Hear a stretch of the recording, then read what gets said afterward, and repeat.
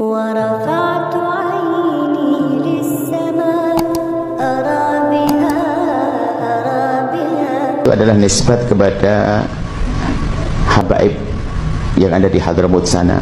Jadi istilah Ba'alawi itu adalah habaib-habaib yang merucut kepada habaib yang ke Hadramut di sana. Adapun habaib kan banyak. Di Irak sendiri banyak habaib. Di Hadramut itulah termasuk Durjah Nabi, itu luar biasa besar ya. Itu habaib yang di Indonesia itu adalah hanya dari satu, Sayyidina Ahmad bin Isa al-Muhajir hijrah dari Irak tinggal di Hadramut. Dari situ nanti ada di situ ada jadi ke arah ke sana nanti. Ali Ba'alawi itu adalah di situlah nanti ke arah situ. Jadi itu untuk penentuan apa namanya? Rombongan habaib, rombongan Duriyah Nabi dari mana itu gitu. Jadi kalau sudah Ba'alawi ya sudah ke situ. Bukan dari tempat-tempat yang lain gitu. Jadi tidak semua habaib itu Ba'alawi. Jadi istilah Ba'alawi, istilah tidak semua ikut Ba'alawi, bukan, tidak. Tapi banyak habaib di Mesir, banyak habaib. Tapi semuanya selagi itu Duriyah Nabi adalah satu martabat yang harus kita cintai. Hanya kebetulan di Hadramut, di Indonesia ini adalah yang menyuruh dakwah mulai dari Wali Songo sampai hari ini adalah habaib-habaib yang datang dari sana. Makanya kita lebih mengarah kepada pengenalan kepada asal habaib kita yang ada di sini adalah dari situ gitu. Kalau habaib banyak seperti Al-Jailani itu beda. Itu kan dari Sayyidina Hasan yang beda jalurnya. Tapi habaib juga. Dari dulu Dzurriyyah Rasul itu Sayyid Syarif. Sayyid. Itu Rasul sendiri loh yang mengatakan, Innal Hasan wal Husain sayyida syababi ahlil jannah. Sayyid, bukan Habib. Mainlah sekali-sekali keliling Arab sana, di sana, di seluruh belahan dunia Arab, seluruh Dzurriyyah Rasul itu panggilannya Sayyid Syarif, baik dari Sayyidina Hasan maupun Sayyidina Husain. Bukan Habib Hasan, bukan Habib Husain. Sayyid, bedalah. Itu selisihnya berapa abad baru muncul ada istilah Habib itu. Ya, siapa yang pertama kali dipanggil Habib? Habib Umar bin Abdurrahman Al-Attas, Ba'alawi. Ya, Ba'alawi. Udahlah, jangan bikin berita hoax. Keluarga saya tuh banyak yang alumni sana. Ya, guru-guru saya banyak alumni sana, teman-teman saya, saudara-saudara saya banyak. Gak ada, gak pernah beliau dipanggil Habib Muhammad bin Alawi Al-Maliki, gak ada. Sayyidil Habib gak ada. Nah, jangan dipelintir. Keturunan Alawi bin Ubaidillah yang katanya zuriyah dari Sayyid Ahmad bin Isa, ya, kan dari Irak. Ada nggak pengakuan dari Irak? Dari keluarganya Sayyid Ahmad bin Isa. Kalau Sayyid Ahmad ini zuriyah Rasul. Sayyid Ahmad bin Isa bin Muhammad bin Ali Al-Uraidi bin Muhammad Al-Bakir bin Ja'far As-Sadiq bin Ali Zain Al-Abidin bin Husain bin Ali Karamallahu Wajhah. Minta pengakuan dari Irak, dari Naqabah As-Sadah Al-Ashraf Alul Bait Iraq, Al-Iraq, fil Iraq. Sanad itu harus nyambung, bukan klaim sepihak, bukan cuma satu tempat doang. Kata Nabi Muhammad SAW, cintailah Habib. Kata Nabi Muhammad SAW, cintailah Habib, cintailah putu Kanjeng Nabi. Makanya kalau ada orang masih milah-milah, iya, saya suka sama Habib itu, kalau Habib itu saya nggak suka. Saya ngomong kan, kalau ada orang nggak suka sama Habib Rizik, saya hapus dari hati saya. Kenapa? Orang itu nggak akan dicintai oleh Nabi Muhammad SAW. Nah kalau sampai kita membenci anak cucu Nabi Muhammad SAW, membenci anak cucu Rasulullah, berarti kita orang yang tidak dipilih oleh Allah dalam doa Nabi Ibrahim alaihissalam. Ngeri loh. Karena Nabi Ibrahim doa, faj'al af'idatam minan nasi tahwi ilaihim. Jadikan hati sebagian dari manusia jatuh cinta gandrung kepada mereka. Siapa mereka? Keturunan Nabi Ismail. Siapa keturunan Nabi Ismail? Habib Novel bin Muhammad Al-Idrus. Siapa keturunan Nabi Ismail? Habib Novel bin Muhammad Al-Idrus. Karena saya turunan Kanjeng Nabi, Kanjeng Nabi putune Nabi Ismail, dan keturunan saya ila yaumil qiyamah. Maka orang-orang yang terpilih untuk mencintai para habaib itu orang yang ada dalam doanya Nabi Ibrahim alaihissalam, yang dipilih oleh Allah Subhanahu wa taala. Sebaliknya, yang memusuhi anak cucu Nabi berarti yang keluar dari min tadi ini. Makanya saya katakan, saya itu kalau lihat anak saya lebih banyak saya melihat itu putune Kanjeng Nabi ketimbang itu anak saya. Makanya saya katakan, saya itu kalau lihat anak saya lebih banyak saya melihat itu putune Kanjeng Nabi ketimbang itu anak saya. Paham? Jadi saya kalau gendong anak saya itu sama senang, aku gendong putu Kanjeng Nabi. Jadi saya kalau gendong anak saya itu sama senang, aku gendong putu Kanjeng Nabi, putune Kanjeng Nabi. Seperti saya ketemu kiai, ini Kiai Longko, waktu angel cari yang seperti ini. Kiainya mijeti saya, itu ngomong sama murid-muridnya, saya lagi mijet Kanjeng Nabi. Ratakan hawamu, saya lagi mijet Kanjeng Nabi. Jadi dia tuh membayangkan, saya kan putune Kanjeng Nabi, betul? Saya kan putune Kanjeng Nabi, betul? Saya kan putune Kanjeng Nabi, betul? Nah, diniati mijeti Kanjeng Nabi. Kalau mijeti Kanjeng Nabi nggak bisa, aku mau mijeti cucunya ini. Nah, kalau saya mijeti cucunya senang, simbae yo senang. Berarti podoe aku mijeti Kanjeng Nabi, selesai. Aku lagi mijeti Kanjeng Nabi, nggak lihat sayanya. Jadi aku yo rodok nganyelke. Saya ingin tegaskan Bapak Ibu, siapapun yang ngaku anak cucu Nabi wajib menunjukkan bukti kalau dia keturunan Nabi. Karena mengapa? Ketika orang ngaku anak cucu Nabi tapi dia tidak bisa menunjukkan bukti, dia telah menghina Rasulullah Sallallahu Alaihi Wasallam. Orang-orang yang ngaku keturunan Nabi padahal dia bukan keturunan Nabi, sama saja dia telah merendahkan kemuliaan nasab suci Rasulullah Sallallahu Alaihi Wasallam. Mengapa ini saya perlu ingatkan? Karena ternyata begini, banyak orang awam di Indonesia ini yang percaya pada sekelompok orang yang ngaku-ngaku anak Nabi, padahal yang ngaku-ngaku ini akhlaknya bertentangan dengan akhlak Nabi. Kakinya minta dicium-cium, kemana-mana malak minta duit, dakwah isinya memanipulasi umat, mencaci maki, memprovokasi. Ini yang saya sebut kamuflase. Orang mengatasnamakan agama tapi untuk memanipulasi umat.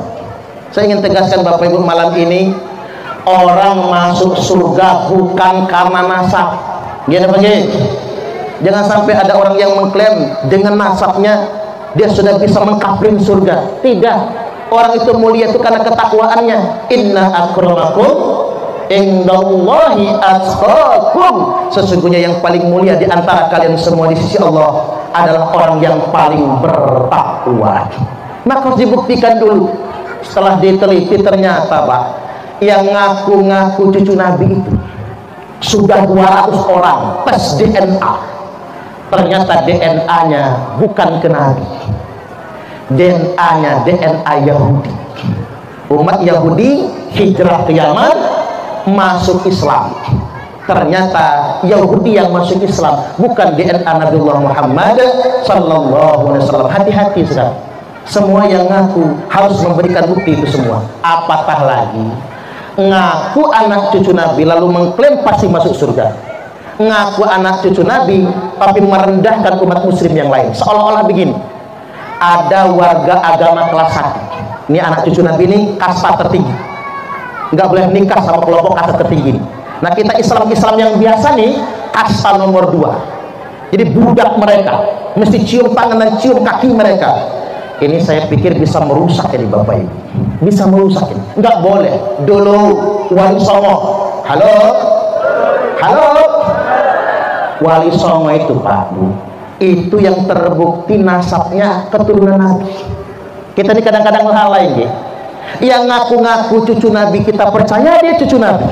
Yang Wali Songo yang jelas berjuang di Indonesia mengislamkan Nusantara, jelas-jelas anak cucu Nabi, tapi kita abaikan begitu saja. Anak-anak cucu Wali Songo dibiarkan begitu saja, nggak diakui. Ini kan ada ketimpangan namanya Pak. Wali Songo masuk ke Indonesia, mengapa Islam diterima? Karena Wali Songo menanamkan nilai beragama tanpa kasta. Makanya orang Indonesia berbondong-bondong masuk Islam. Tiba-tiba muncul sekelompok orang ngaku anak cucu Nabi, lalu memposisikan mereka di kasta tertinggi, dan kita dianggapnya di kasta bawah. Na'udzubillah, jangan sampai sedemikian rupa. Di dalam Islam hati-hati, bahaya sekali nanti. Sebab kalau DNA itu nggak kenal akad nikah, biarpun nggak nikah, DNA bisa saja nyambung, nggak ada pernikahan. Sementara di dalam Islam ada namanya pernikahan yang sah. Jadi untuk dianggap ini keturunannya siapa adalah dengan pernikahan yang sah.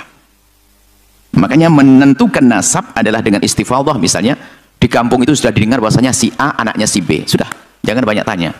Selagi orang ngomong itu anak saya, benar anakmu? Iya, selesai. Jangan bertanya ribut nikah kamu di mana dan Anda ini putul, kurang ajar. Cukup dia mengatakan anak saya, selesai.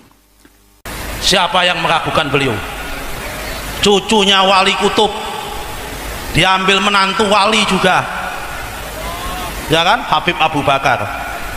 Makanya Asgaf ini yang pertama kali pakai ambil sanad Asgaf adalah Al Habib Maulana Abdurrahman Asgaf bin Muhammad Maula Dawileh bin Ali bin Alwi bin Muhammad Muqaddam Al-Faqih Muqaddam bin Ali bin Sohib Mirbat bin Khaliq Qasam bin Alwi bin Muhammad bin Alwi bin Ubaidillah bin Ahmad Al-Muhajir bin Isa bin Naqib bin Ali Al-Uraidi bin Muhammad Al-Ja'far As-Sadiq bin Muhammad Al-Baqir bin Ali Zainal Abidin bin Husain bin Sayyidina Ali Rasulullah Sallallahu Alaihi Wasallam. Loh ngene kok diragukan sanate pakai DNA iku piye? Jangan-jangan orang yang meminta DNA, tes DNA Sa'adah Balwi, Habib-Habib iki, orang tersebut kalau di DNA ternyata keturunannya Homo homini lupus. Itu fosil-fosil masa lalu itu ternyata. Atau jangan-jangan mereka ini keturunannya Abu Jahal yang minta tes DNA itu.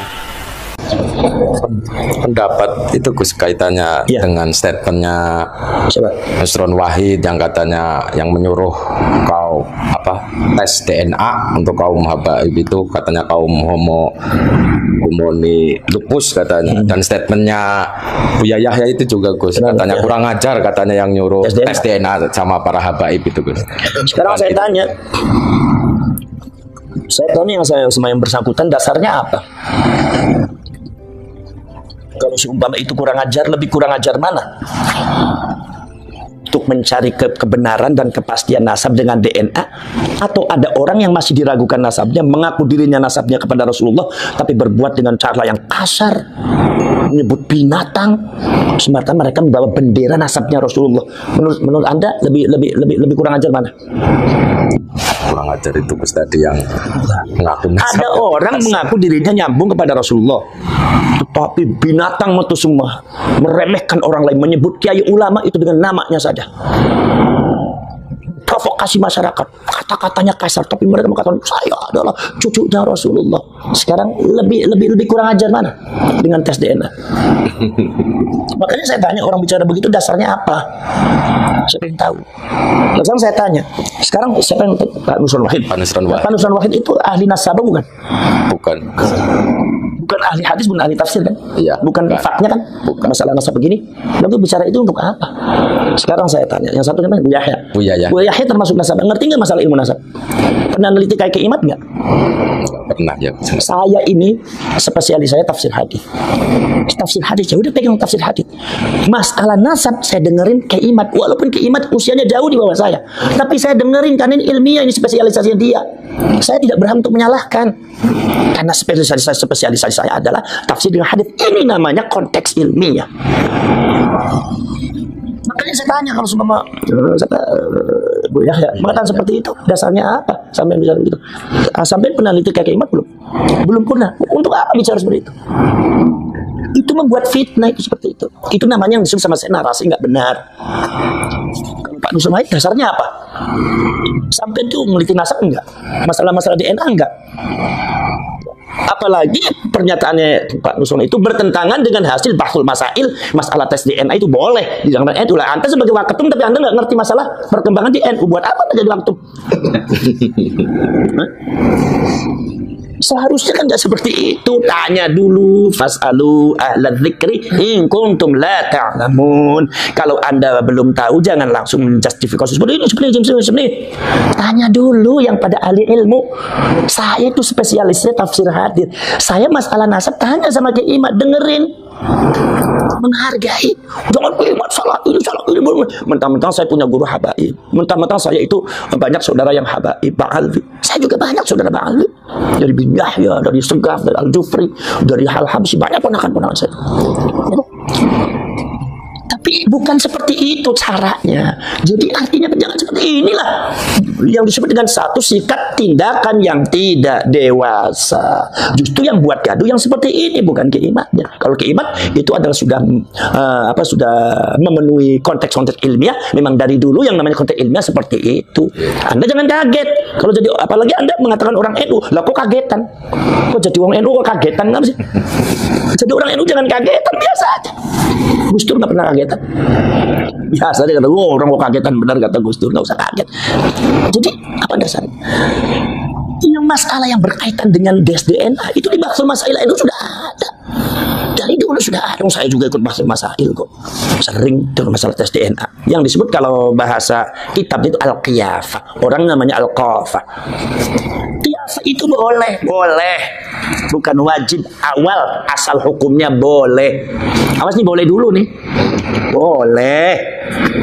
Ketika apa? Satu. Ya, kalian di kitab Majmu' aja.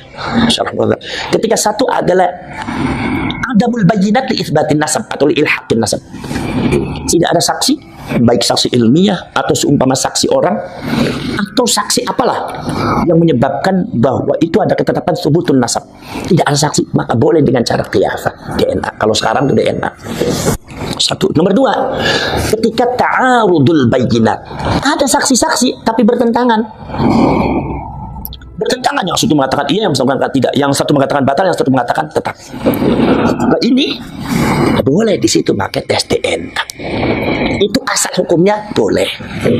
Tapi sekarang karena implikasi daripada pengakuan kaum Ba'alwi mengatakan dirinya sebagai cucunya Rasulullah, bahkan condong memonopoli bahwa seolah-olah kalau dari golongan, bukan dari golongan dia, bukan cucunya Rasul, ya kan?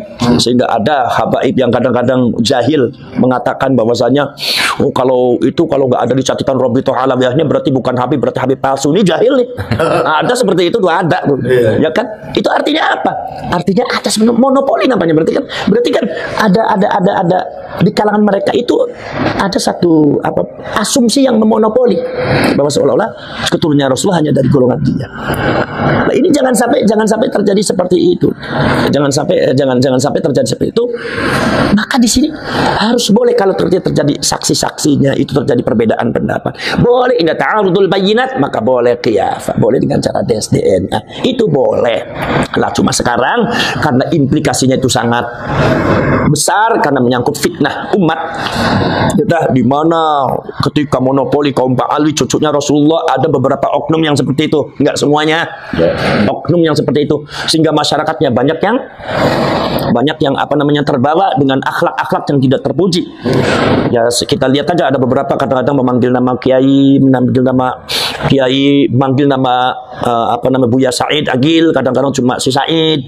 Kemudian Kiai Ma'ruf Amin dipanggilnya si Ma'ruf. Itu kan jelas ini adalah ajaran-ajaran mereka.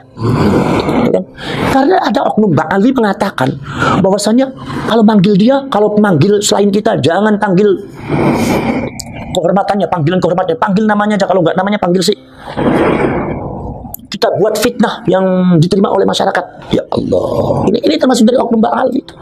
Sehingga kita sendiri bingung kok kenapa orang yang mengaku dirinya Rasulullah tapi kok seperti itu. Artinya ketika ini dibiarkan maka fitnahnya luar biasa. Sementara klaim mereka tetap saja bahwa Ba'alwi itu adalah merupakan sunnahnya Kanjeng Nabi. Itu karena itu.